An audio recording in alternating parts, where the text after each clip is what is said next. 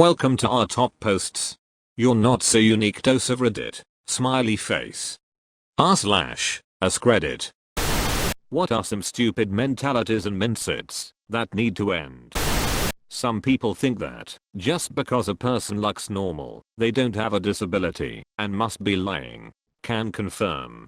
Dyspraxic. Incredibly normal looking girl. People say I just use it as an excuse and that I'm quote full of crap, so I never tell anyone anymore. Except for right now, obviously. If you don't like someone, you must be just jealous. If people hate you, it just means you are doing something right. No, that is not true, and gives leeway for all sorts of horrible behavior. Also, the things you don't like about other people are the things you don't like about yourself. It's true sometimes, but some people treat this as an absolute. That if I change my mind or opinion about something, I'm being fake or funny. Seriously. It baffles me that reassessing your position on something after new information is made available or after additional experience is somehow a negative thing to some. I had a guy tell me that I have a personality disorder when I changed my opinion about a person, when person in question actually changed their behavior for better. So, yeah. I found that people who are prone to holding grudges get almost offended if you forgive someone that they were also mad at, even if the reasons had nothing to do with them.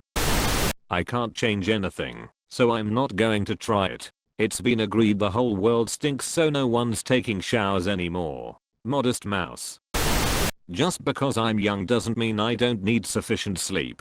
Just because I'm young doesn't mean I spend all of my money recklessly and need to work overtime every weekend. Just because I'm young doesn't mean I don't want to relax at home on my time off. I hear a lot of crap at work because I work with mostly older people. I budget my money wisely, and in a sense I also budget my time. Apparently those concepts are hard to understand. I feel you. So hard. An older, retired person once told me at the street, I was sitting there, on some stairs, eating a bagel, that I'm the scum that needs to be gotten rid of, because I'm young, yet sitting there eating, and not working full time.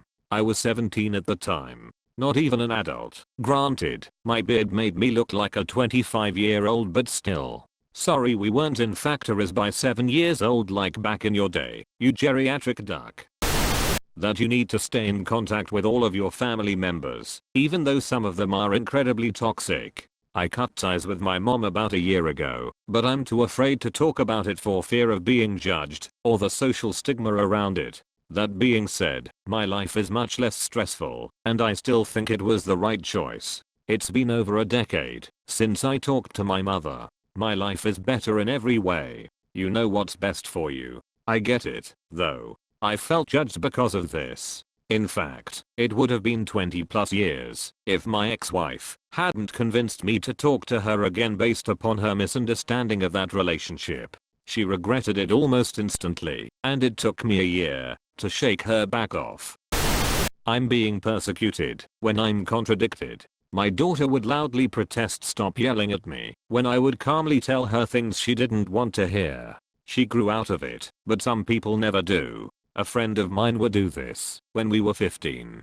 I got so sick of it one day that I just went, I'm not yelling. This is yelling. See the difference? The friends we were arguing in front of snickered a bit. I suspect they liked seeing her being called on because she did it to everyone who disagreed with her even a little bit. This is my life as a father to a 16-year-old daughter. I also did the I'm not shouting, this is shouting.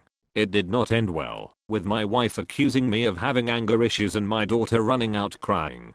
But it sounded like a good idea in my head. Bottom in seat mentality at white collar office type jobs. If you do your job at a computer, there is no reason you shouldn't be able to work from home. Then attendance is not as important as just getting work done, and it eliminates the need for commuting, which eases traffic and pollution. Edit. Reading through the comments, I see there are a lot of people who say they would be less productive because of distractions or whatever, and to that I say I totally agree. I don't work in an office. My wife does, which is where this complaint came from, but if I did I would personally benefit from having oversight and lack of distractions. I think the main point I'm trying to make is that not that it should be for everyone, but that it should be a valid option for those that would benefit from it. I think even that much would significantly reduce traffic and facility costs. Also, I don't claim to know how policies like that are enforced, but I think if your manager is actually doing their job, then they should be able to tell who is actually getting work done and who is slacking off. Agree with this as a white collar worker. My staff works from home most of the week. Believe me though, we had a few taking advantage of it when we started it. They are no longer here. That's why a lot of companies are scared of it. If something doesn't work 100% of the time, it isn't worth doing. People use this as an excuse to never do anything, or to deny others from trying. It's frustrating and holds us back as a species. Edited for explanation and to add quotes. 60% of the time, it works every time. Insert programmer here. Programmer here. If it doesn't work 100% of the time, it's working 100% as expected. We'll sort it out after release. Edit, and by we, I mean specifically not me, but another team entirely, with no previous knowledge of the package. My opinion is as good as your evidence. This, or that everyone's opinions are equally valid. No, the guy who has a PhD and 10 years of experience in the field's opinion is more valid than your 10 minutes Google search. I half-jokingly blame movies for this, wherein the professional with years of experience is always wrong, and the plucky kid with a dream is always right. If you don't post about a tragedy or support something on social media, you are okay with or don't support/care about said something. Absolute cancer. I don't like the long copy pastas that say a lot of edge stuff, and at the end, says if you don't share this, you obviously don't care. I'll be checking to see who my real friends are, and will be removing people accordingly. Good riddance. It's always crap like, and comment if you like pineapple pizza. Keep scrolling if you're a baby eating cuthead, designed to be a one-sided crap show. And I'm here like, what do I do if I like both? Expecting everything instantly. Patience is a virtue. You're not going to die if you have to wait in line. All 4 of my grandparents waited in line. They are all dead now. The concept that both fault and responsibility can only be 100% or 0%, and that if someone else has some fault it absolves another of all responsibility. Also, if I may, that we should accept full responsibility for our pitfalls. Sometimes, it's not our fault, and we were set up to fail. Bad managers use this tactic quite a lot.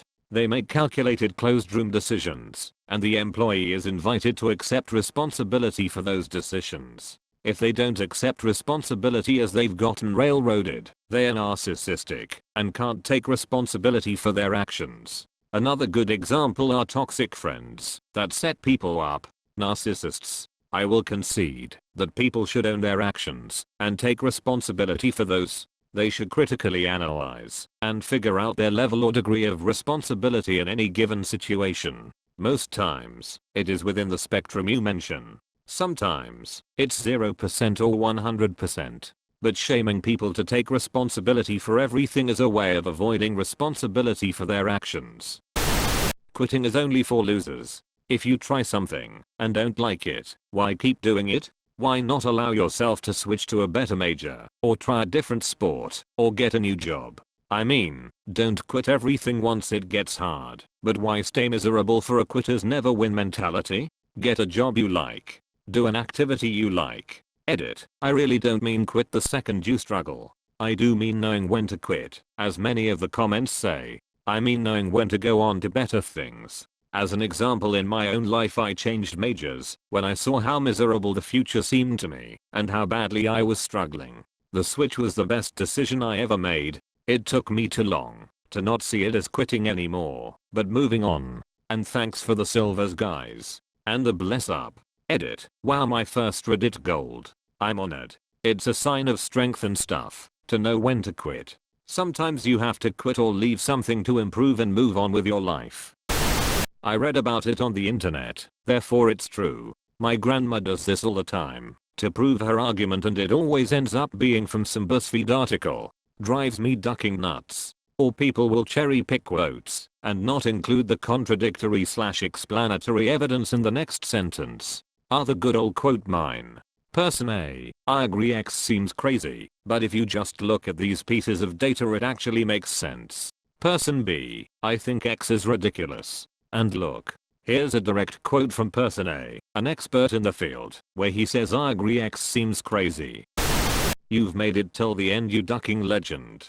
Thanks for watching, and if you've enjoyed, like this video, share it to everyone, subscribe to the channel and comment down below. Take care of yourself and stay safe. Peace.